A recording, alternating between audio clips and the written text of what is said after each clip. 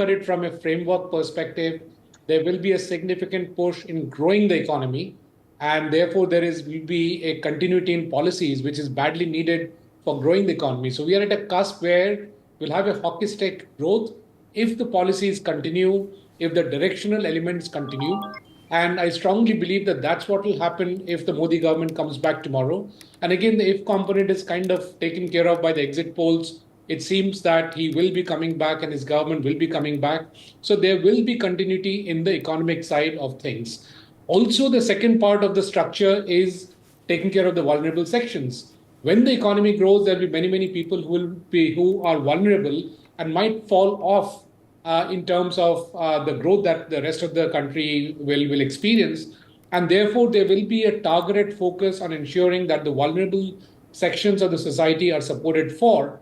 And hence, there will be a saturation of all kinds of projects. So saturation in terms of connectivity, in terms of food distribution, in terms of cheap medicines, cheap food, and so on and so forth, so that the vulnerable sections are taken care of.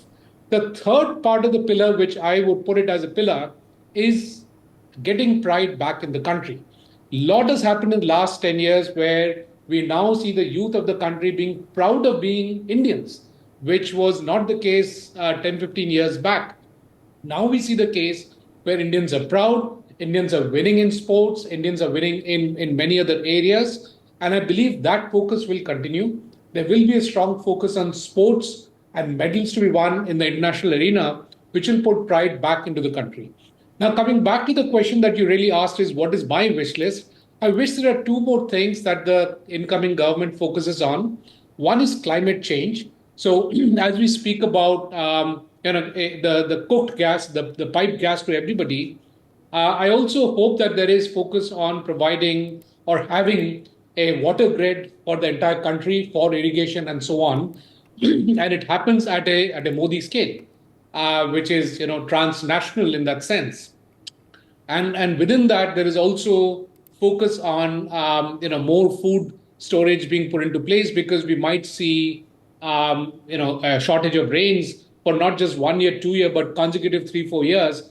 And therefore, instead of storing grains for only 2 years of consumption, we should probably relook at the policy and extend it for 4 to 5 years. And that way, just like we have a strategic petroleum reserve, we should also have a strategic grain reserves so that we can feed our population, which also links us to the kind of science and technology that we should be focusing on. Besides solving the problems that the rest of the world is looking at, we should also solve problems related to food emanating from the climate change issues.